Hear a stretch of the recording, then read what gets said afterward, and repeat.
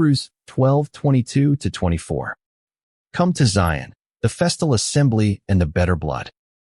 But you have come to Mount Zion, and to the city of the living God, the heavenly Jerusalem, and to innumerable angels in festal gathering, and to the assembly of the firstborn who are enrolled in heaven, and to God the judge of all, and to the spirits of the righteous made perfect, and to Jesus, the mediator of a new covenant, and to the sprinkled blood that speaks a better word than the blood of Abel.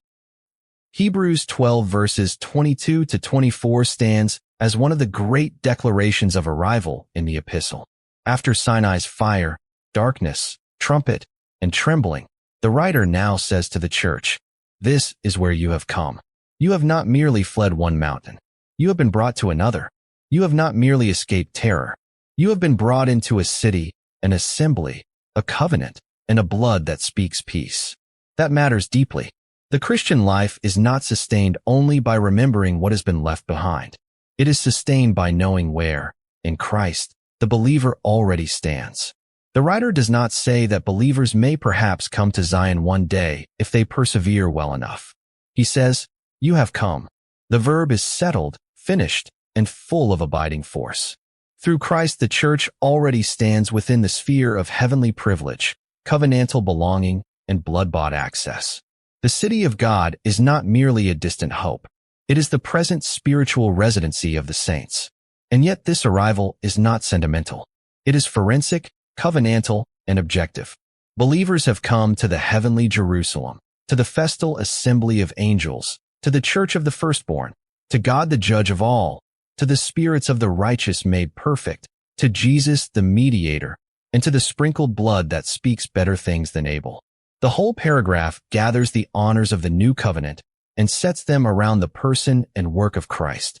Hebrews 12 verses 22-24 teaches that saving faith rests in a definitive covenantal arrival at the heavenly Jerusalem, where the people of God stand in festal fellowship, possess a secure heavenly identity, and draw near to God only through the superior mediation and better blood of Jesus Christ. First, consider the definitive arrival at the heavenly Jerusalem. The paragraph opens with a glorious contrast. But you have come to Mount Zion and to the city of the living God, the heavenly Jerusalem. The verb is proselyluthete. It is in the perfect tense, and Luhmann and Owen rightly press its force.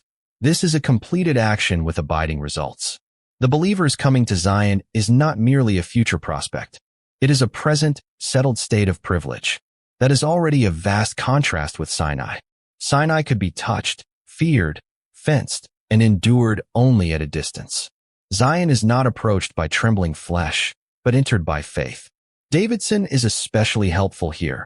The series of locative expressions, Mount Zion, city of the living God, heavenly Jerusalem, describe the believer's spiritual residency. This is where the Christian now belongs. He does not stand outside hoping one day to be admitted. In Christ, he has come. And what sort of place is it? It is the city of the living God. It is the heavenly Jerusalem, the city with foundations for which Abraham waited. Pink is right to say that here we have the triumph of reality over symbol. What was shadowed in the old economy is now possessed in truth. The soul that once stood before fire and darkness is now told that it belongs to a city, a home, a commonwealth of grace. The writer adds that believers have come to innumerable angels in festal gathering. The word, panegore, carries the sense of a great public festival, a joyful assembly, a solemn celebration. Moffat and Farrar both bring out the contrast. Sinai was the scene of dread. Zion is the scene of festal joy. The angels are no longer barriers of terror. They are part of the glad assembly surrounding the redeemed. That means the Christian life must be understood from above. The believer may walk through a weary world, but he does not belong to a weary city. He may still feel the pressure of discipline, temptation, and sorrow, but his true residency is already in the heavenly Jerusalem.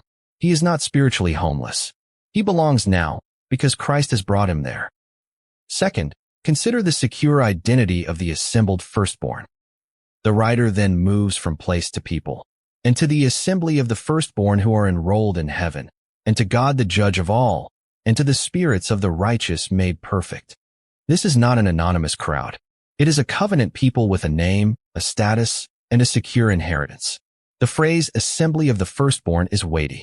These are the heirs, the adopted sons, those who share in the dignity of the firstborn son himself. Their names are enrolled in heaven. Moffat is right to hear in this a forensic identity. The saints are registered citizens of the city to which they have come. Their standing does not depend on mood, earthly success, or fluctuating religious sensation. Their names are written above.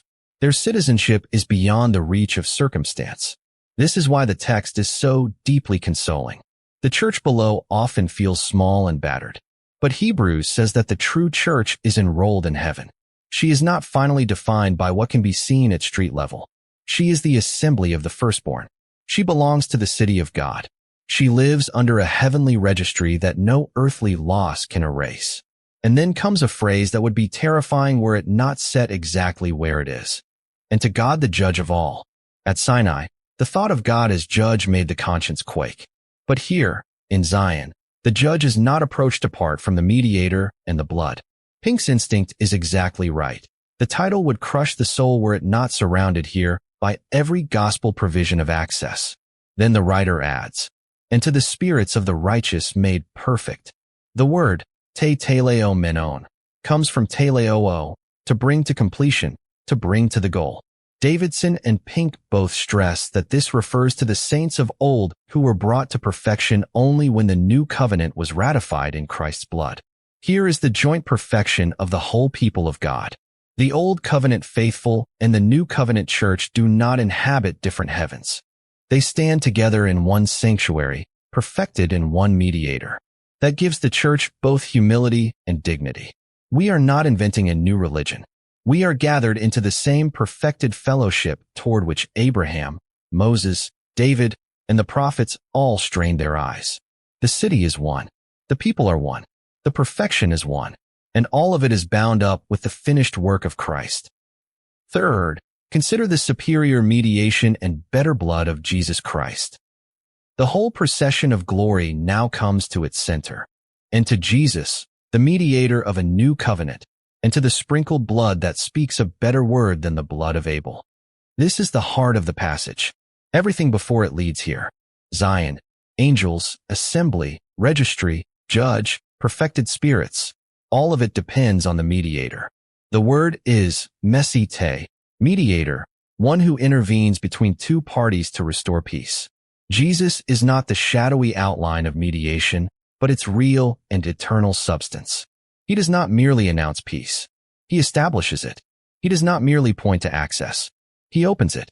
He is the mediator of a new covenant because his work is actual, effective, and abiding. And then there is the sprinkled blood. Sinai had a voice of words that terrified.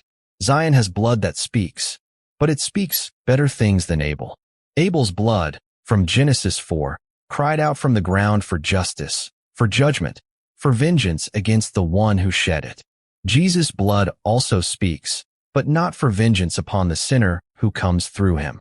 It speaks mercy, reconciliation, satisfaction, peace. Farrar, Gouge, and Pink all press this contrast with great force. Abel's blood cried against the guilty.